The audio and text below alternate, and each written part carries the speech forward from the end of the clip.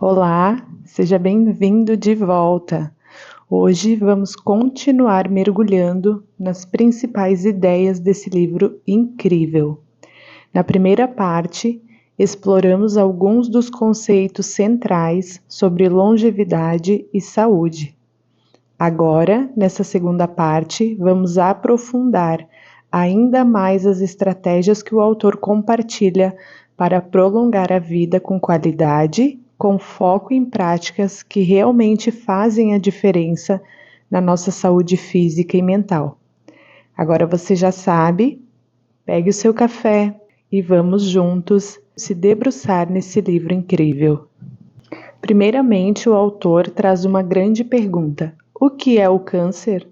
Uma das principais razões pelas quais o câncer é tão letal é que ainda não sabemos relativamente pouco sobre ele, sobre como a doença começa e por que ela se espalha. As células cancerígenas se diferem das células normais em dois aspectos principais. Ao contrário do senso comum, as células cancerígenas não crescem mais rápido do que suas contrapartes saudáveis. A questão é que não param de crescer quando deveriam. Por alguma razão, elas deixam de escutar os sinais do corpo que dizem quando crescer e quando parar de crescer. Acredita-se que esse processo tenha início quando as células normais sofrem certas mutações genéticas. Um dos maiores obstáculos para uma cura é o fato de que o câncer não é uma doença única, simples e direta, mas uma condição de complexidade estarrecedora. Mesmo quando obtemos êxito no tratamento de um câncer localizado, nunca podemos ter certeza de que ele desapareceu por completo. Não temos como saber se as células cancerígenas já se espalharam e estão à espreita em outros órgãos, esperando pela maioria das mortes dessa doença. Se quisermos reduzir significativamente a mortalidade pela doença, precisamos ser melhores na prevenção, detecção e tratamento de metástases.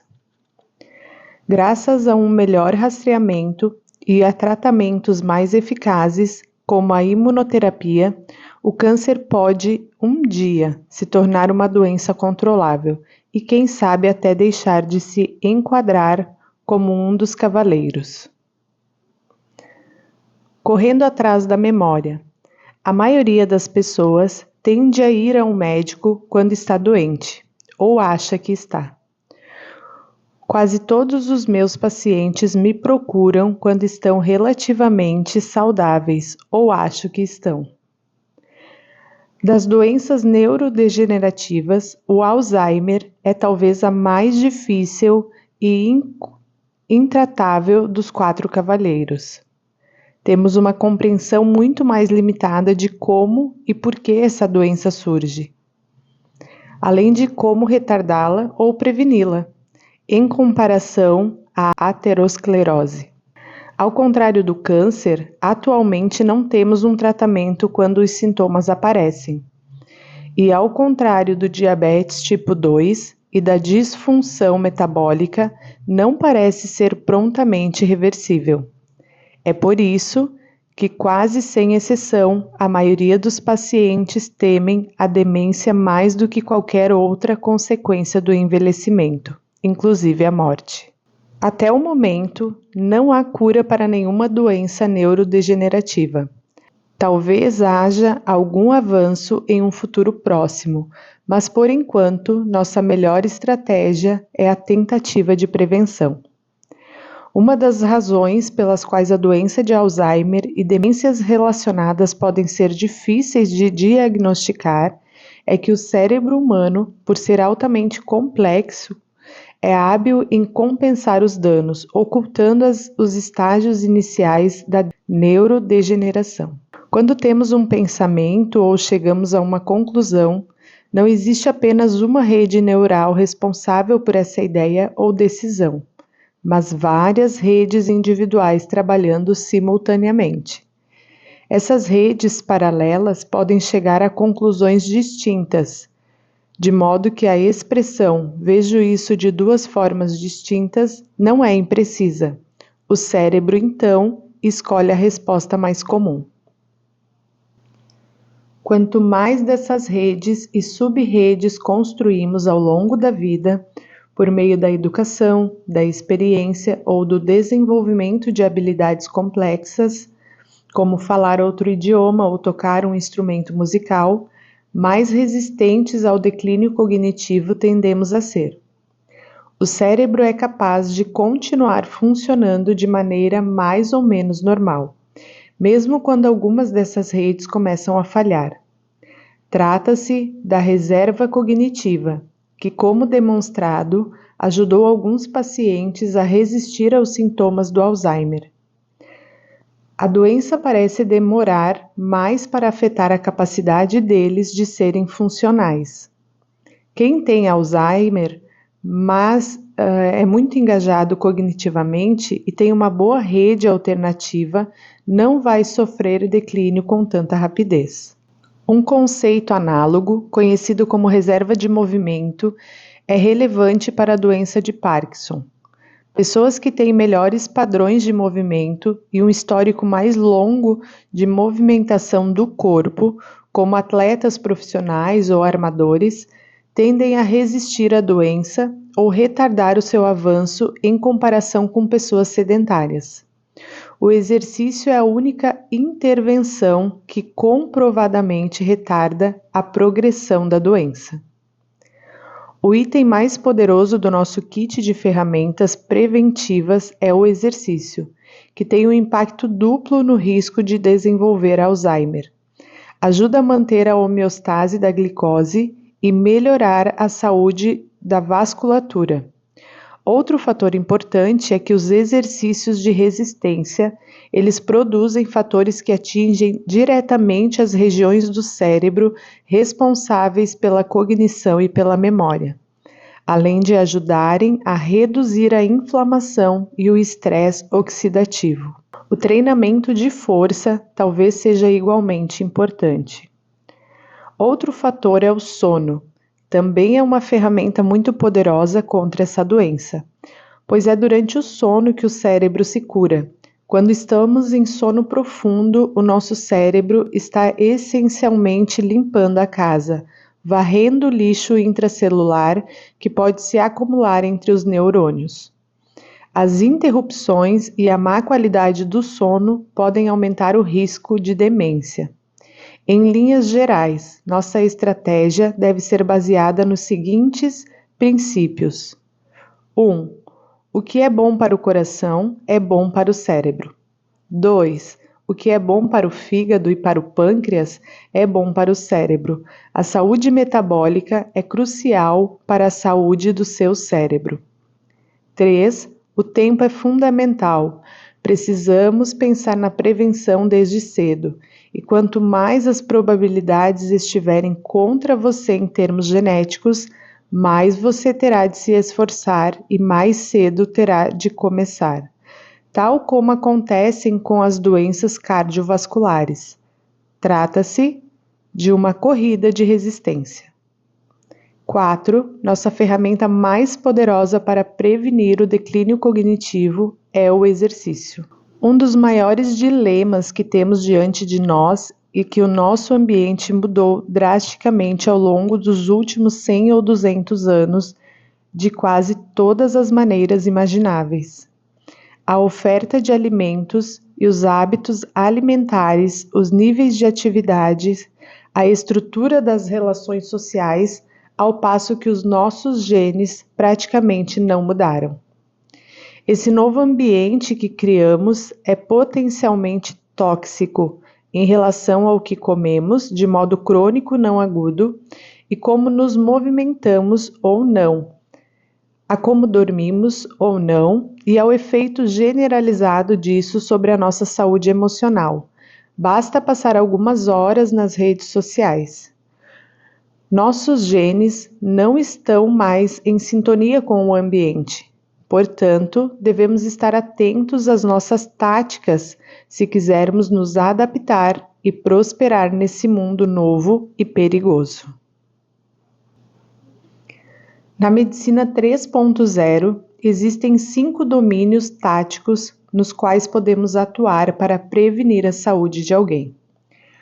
O primeiro são os exercícios que considero de longe o domínio mais potente em termos de impacto na expectativa de vida. A seguir, a dieta, a nutrição. O terceiro domínio é o sono, que era subestimado pela medicina 2.0 há até relativamente pouco tempo. O quarto domínio engloba ferramentas e técnicas para gerir e melhorar a saúde emocional. O quinto e último domínio consiste nos inúmeros medicamentos, suplementos e hormônios sobre os quais os médicos aprendem desde a faculdade. A saúde emocional e a saúde física estão intimamente interligadas, de uma maneira que a medicina convencional, a medicina 2.0, está apenas começando a entender. No nível mais óbvio, um acesso de raiva pode, em casos mais graves, desencadear um ataque cardíaco, principalmente em indivíduos que são propensos geneticamente a ter doenças cardíacas. A saúde emocional e a saúde física são uma via de mão dupla. Na minha prática médica, testemunhei em primeira mão que muitos dos problemas físicos e de longevidade dos pacientes estão enraizados ou são exacerbados pela saúde emocional. É mais difícil motivar um paciente deprimido a começar uma rotina de exercícios. Quem está estressado demais no trabalho e infeliz na vida pessoal não vê sentido em fazer exames preventivos de câncer ou monitorar os níveis de glicose no sangue. Assim, essas pessoas ficam à deriva, pois o sofrimento emocional arrasta consigo a saúde física. O inverso também é verdade. Fazer tudo para viver mais e não cuidar da saúde emocional pode ter efeitos terríveis para a sua saúde. Os terapeutas trabalham com uma perspectiva que considero útil, que se chama árvore do trauma. A ideia é que certos comportamentos indesejáveis que manifestamos quando adulto, como o vício e a raiva descontrolada, são na verdade adaptações aos vários traumas que sofremos na infância. Portanto, apesar de enxergarmos apenas a manifestação da árvore na superfície, o tronco e os galhos, é preciso olhar no subsolo, nas raízes, para entender a árvore e a sua inteireza. Mas as raízes costumam estar muito bem escondidas. O trauma geralmente se encaixa em uma das 5 categorias seguintes. 1. Abuso físico, emocional ou espiritual. 2. Negligência. 3. Abandono. 4. Enredamento, o embasamento das fronteiras entre adulto e criança. E o 5. O testemunho dos eventos trágicos. A maioria das coisas que marcam as crianças se enquadram em alguma dessas categorias.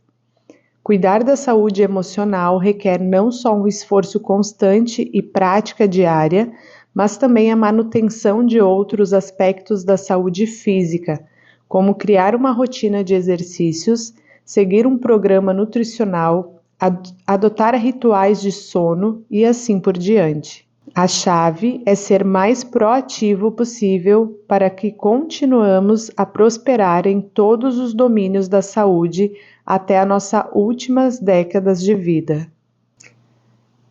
Desconfio de que o que faz com que seja mais difícil lidar com a saúde emocional do que com a saúde física é que muitas vezes somos menos capazes de perceber a necessidade de mudar. Poucas pessoas que estão acima do peso e fora de forma não percebem que precisam mudar. Mas inúmeras pessoas precisam desesperadamente de ajuda no campo da saúde emocional.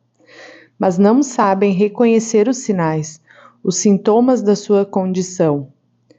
Todas as modalidades descritas nesse livro São poderosas e podem ser úteis, mas precisamos pensar nelas como meros complementos da exploração profunda e muitas vezes desagradável, desconfortável, às vezes lenta demais, às vezes rápida demais, de si mesmo que é necessária na psicoterapia quando levado a sério. A verdadeira recuperação exige que vasculhamos as profundezas do que nos moldou, como nos adaptamos a isso e como essas adaptações são úteis hoje.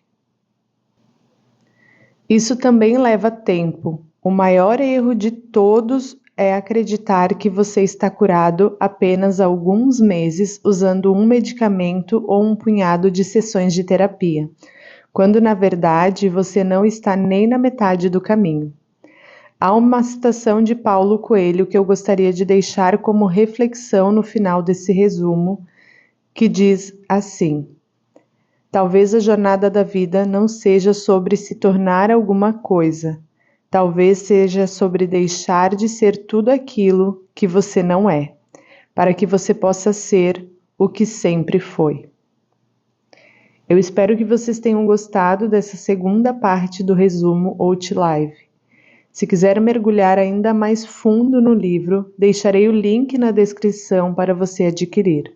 Não se esqueça de dar o like e se inscrever no canal para ter acesso aos próximos resumos que vão entrar por aqui. Um grande abraço e nos vemos no próximo vídeo.